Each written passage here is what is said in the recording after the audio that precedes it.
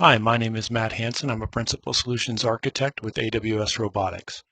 Today I'm going to show you how to use the AWS RoboMaker development environment to simulate a robot in the Gazebo simulator. Starting out here from the AWS RoboMaker console within our browser, we click on the Development Environments link and then click Create Development Environment. I'm going to name it Dev Environment and leave everything else at defaults. Click Create. Now the AWS RoboMaker development environment is being created. This typically takes about a minute. While we're waiting for that, I'll tell you what we're going to simulate today. We're going to clone a sample application created by AWS RoboMaker that is a Turtlebot 3 navigating in a small house world. We'll clone that from GitHub, build it, and then run the application and interact with it in a virtual desktop. Now that our development environment is loaded, you'll see the AWS RoboMaker welcome page, which has several links to help you get started and resources such as documentation for more information. First, however, I'd like to show you the feature called the virtual desktop. So at the top here, you click on virtual desktop, then launch virtual desktop. You'll see a small pop-up tell you that it's setting up the virtual desktop. And within a few seconds, you will see a new browser tab appear. This new browser tab is now going to give you a view of your full Ubuntu desktop running in the cloud. And here you see we have a Ubuntu 1804 desktop now available to us with things such as browser, file services, and other applications available, such as Xterms. But for now, we're going to leave this and we're going to go back to our development environment in our other tab. Within this tab, now we're going to be able to run applications from within our Bash terminal here. We can view and edit the code here. Then we can actually see the applications running on the virtual desktop in our other browser tab. So first, let's just connect to that other tab and put something on the display to make sure that we can see it. So the way we do that is we export our display number as :0, and let's just run a silly, simple application to make sure that it appears on our virtual desktop. So we run xeyes, we come here, and voila, you can see xeyes is now running.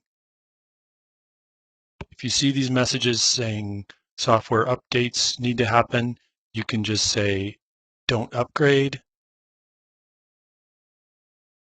okay, and remind me later. So now we have our desktop and xeyes is running. We're able to interact with this running in the AWS cloud. So let's go back to our development environment. Now that we have got our virtual desktop launched and we know that we can connect to it, let's clone and build our sample application. Our sample application today is a Turtlebot 3 simulated in a small house world. So first we need to clone that application from GitHub.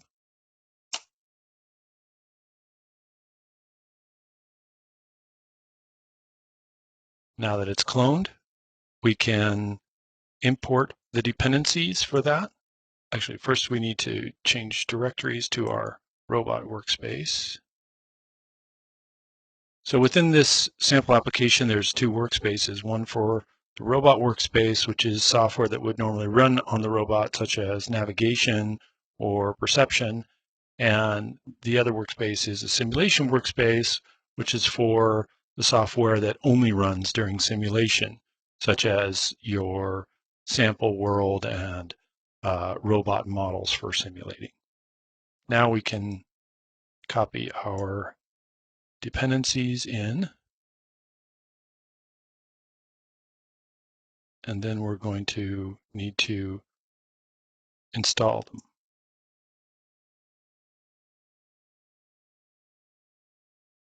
So we do a sudo apt update,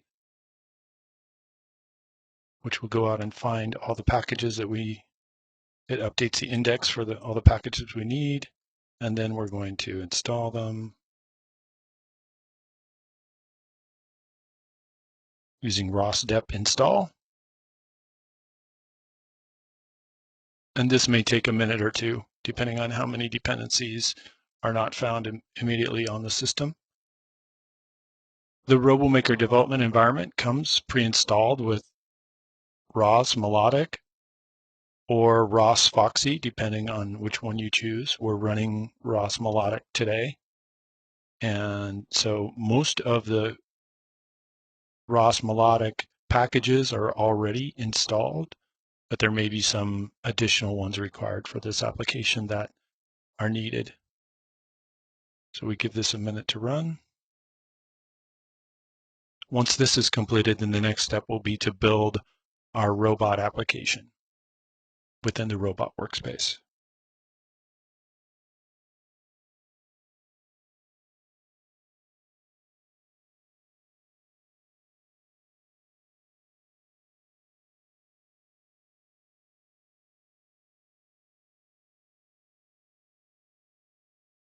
Okay, everything is now installed, so now we can build using the build tool called Colcon. So Colcon build.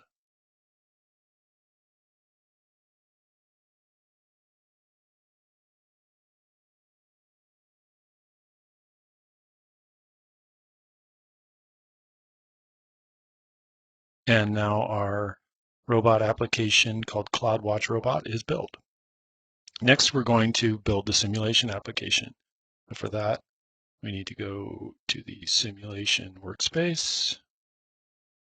And then we're going to follow the same steps here that we did in the robot workspace. We're going to import using VCS.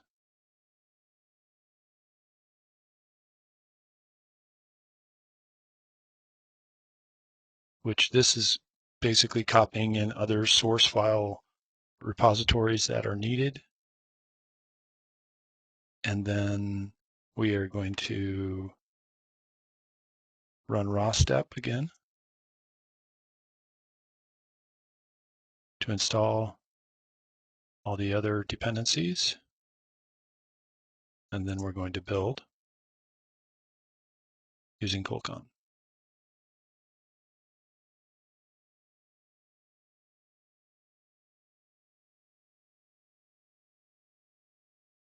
And we do Colcon build.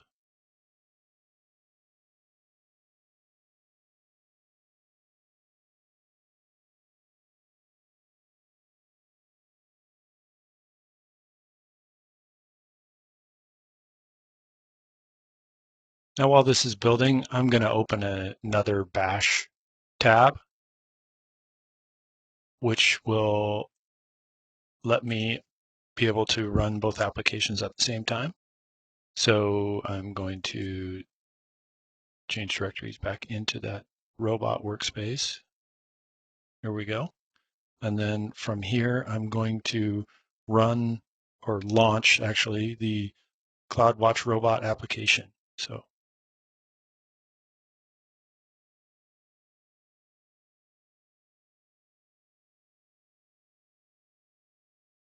first I have to source the install setup.bash file. Now I can do the ROS launch.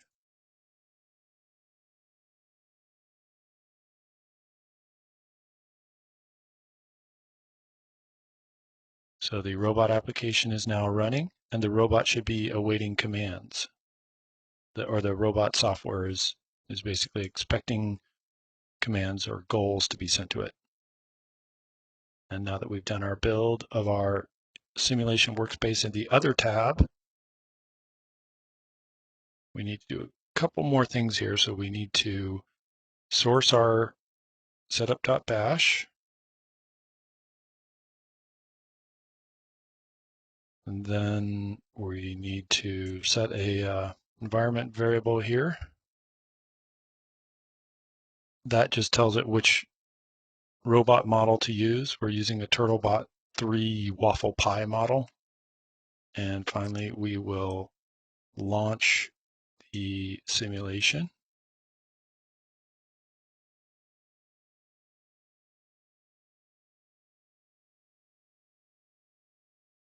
And this simulation should then appear on our virtual desktop. You should see Gazebo appearing here. And there it is. So now we can see our TurtleBot 3 is down here on the floor of this small house world, and it's navigating autonomously around the room. For another view, we can click here, take the top-down perspective. Looking down, zoom out a bit so you can see the entire thing. Pan down, go down here, zoom back in on the robot.